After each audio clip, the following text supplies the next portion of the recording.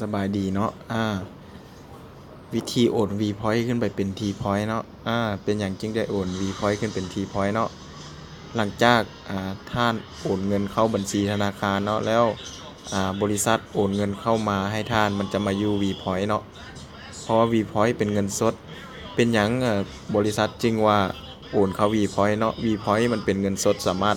ถอดออกมาได้เนาะมันจะให้ความสะดวกสบายแก่ท่านใดที่ว่าโอนเข้ามาหลายบัตรเดียวสมมุติว่าโอนเข้ามาล้านนึงสิเนาะแสดงว่าเงินล้านนึงอยู่ในนี้เราสามารถถอนออกมาเป็นเงินสดคืนได้เนาะหรือเราจะสามารถเปลี่ยนขึ้นมาเป็น T Point เพื่อไว้เติมเนาะเพื่อความสะดวกเนาะฉะนั้นบริษัทจึงโอนเข้ามาให้เราเป็น V Point หลังจากนั้นเนาะเราอยากเติมเงินสมมุติว่าเราอยากเปลี่ยน V Point เป็น T Point ให้เข้าบนนี้เนาะ3ขีดนี้เนาะ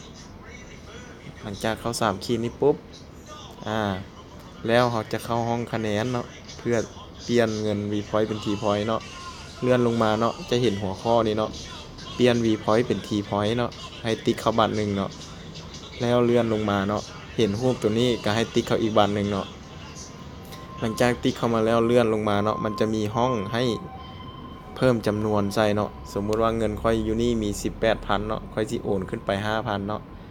ก็ลองเบิ่งเนาะค่อยสิใส่จำนวน 5,000 เนาะ5,000 เนาะแล้วคำอธิบายบ่ใส่ก็ได้เนาะเขาใส่จำนวน 5,000 แล้วเขากดตกลงเลยเนาะเท่านี้ก็สำเร็จเนาะเงินค่อยก็จะขึ้นจาก 10,000 เป็น 15จาก13จะลดจาก18จะลดลงมาเป็น13เนาะเท่านี้ก็สำเร็จเนาะบ่ยากเลยเนาะขอขอบใจ